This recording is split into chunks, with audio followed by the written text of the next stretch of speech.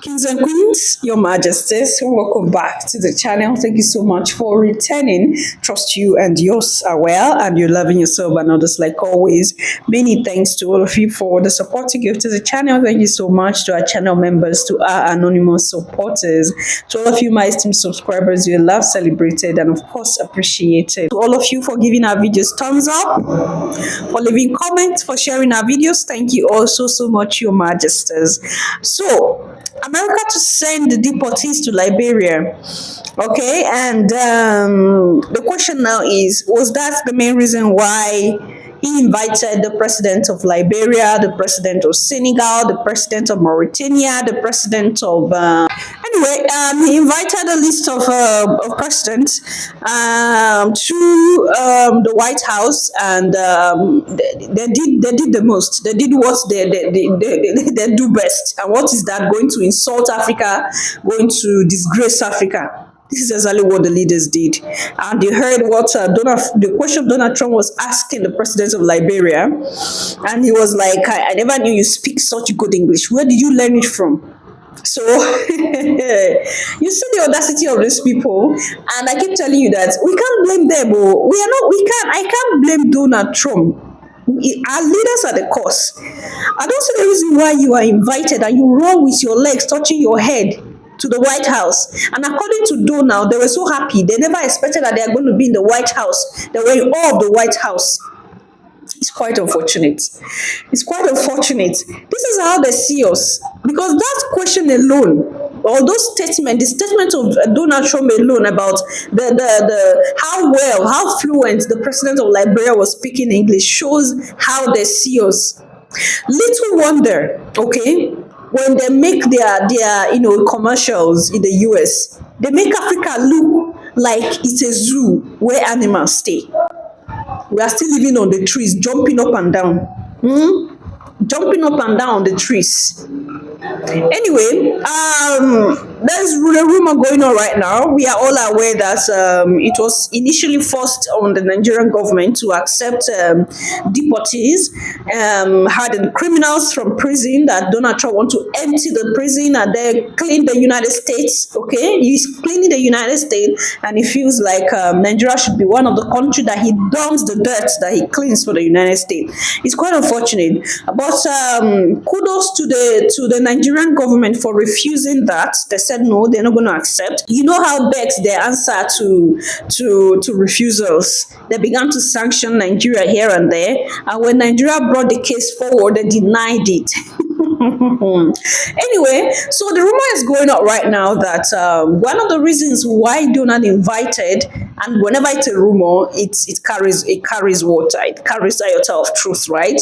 Donald invited these leaders because he had the thought of sending deportees to these countries. There is a reason why he invited them. Now, come to think of what the president of Senegal is doing now. Some time ago, we were happy that Faye is young, he's energetic. The way he came in with the fire in him, we were like, it's like he's going to join the alliance of the Sahel soon. We were so happy. But his recent dealing shows that he's neither here nor there. He's just following what suits him. So I want us to listen to this information real quick, just a short one, and then we listen to Adamu Garba again say something about this deportation, accepting asylum seekers from America, and then we take it on from there, Your Majesties. I didn't get the impression that the Americans were putting gun at anybody's head to sign anything.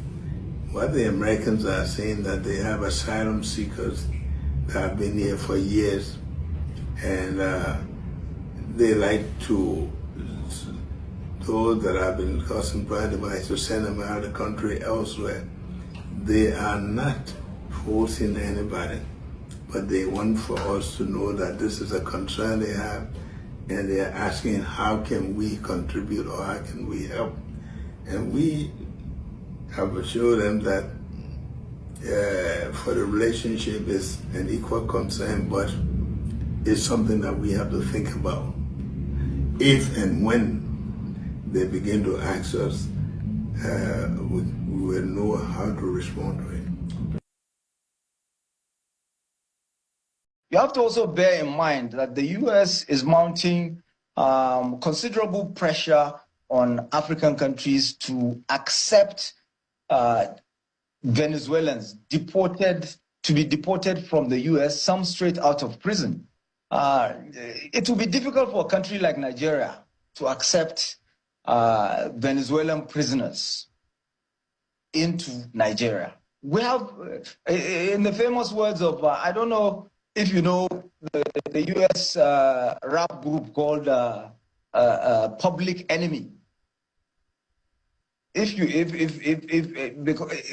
you do, then you'll remember a line from Flavor Flav, a member of the group, who said,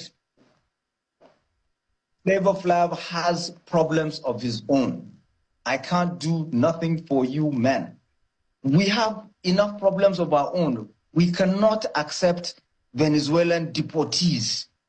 It will be difficult for a country like Nigeria to accept these asylum seekers that Donald Trump is pushing into the continent. So, since it will be difficult for a country like Nigeria, which of the countries in the continent of Africa will accept these citizens with open hands just to please Donald Trump? Is it these countries or these leaders that were invited by Donald, and they accepted this invitation and went, and they were so happy that Donald invited them? So Liberia is a target. There is a reason why Liberia is a target. While the video progress would understand better. But it's not just Liberia. It's not just Liberians. Let's listen to Adamu Garba, and then if there is time, we'll take it up from there, Your Majesties. I saw a statement from the U.S. Mission Nigeria, that's the U.S. Embassy, calling that statement about their intention to force Nigeria to accept Venezuelan deportees, criminals, to come and live freely in our country as misconception. And they say that it is part of their wide review of U.S. immigration policy and that it affected other countries and all those kind of things. You see, the problem is that this kind of conversation are actually a backroom conversation because it's been taking place for the past 4 months. You know, this issue started since February this year. They were pushing for it, and they never thought that it is going to come to public domain. They never anticipated that even Nigerian government will come out publicly to say that. Because whatever action you see taking place, there is a reaction to certain buying or selling that is taking place in the diplomatic community. Nothing goes for free. Nothing goes for nothing. If you see a certain action is taking place, something did not give in. Like, for instance, there are some countries that you can call them a terrorist haven, yet they are freely allowed to jump in and jump out of the United States at will.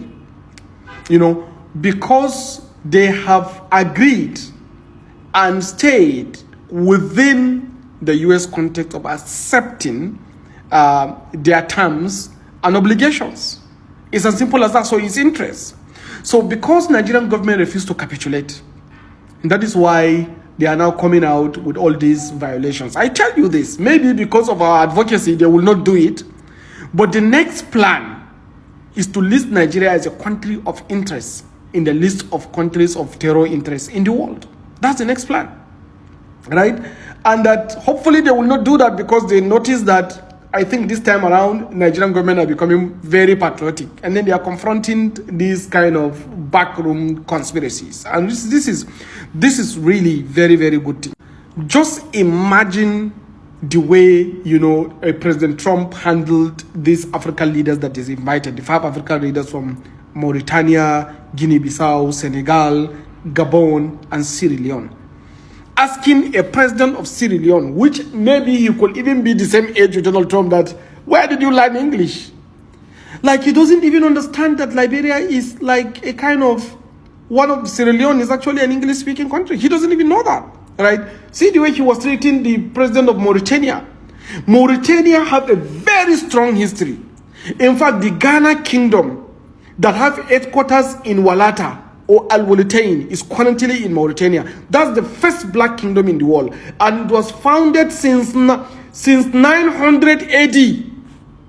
It was a very strong civilization. It was from that civilization that you have the civilization of Mali Empire, from Mali Empire to Songhai, to Sokoto Caliphate, to what we have today.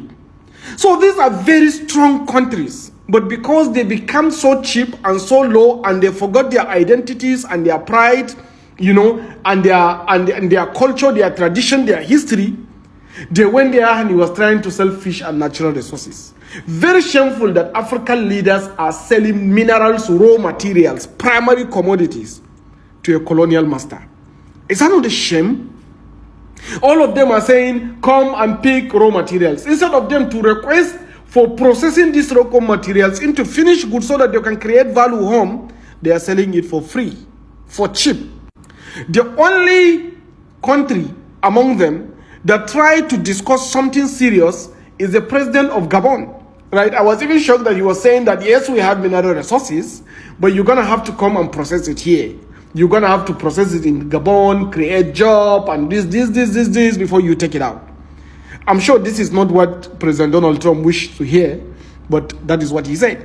But very contrary to what the president of Sierra Leone said, and what the president of Mauritania said, and what the president of Senegal. In fact, the president of Senegal is saying, come and pick our oil and gas, And again, he talked about Gold Coast. I think Faye was very nice. I think what he was trying to do is just playing to the gallery.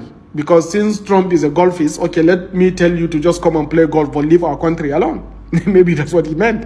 And the president of Guinea-Bissau was practically non-committing to anything other than peace and security in the region and all those kind of things, right?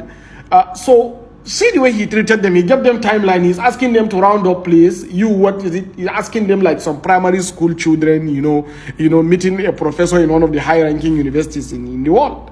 Very shameful. So African leaders need to be strong.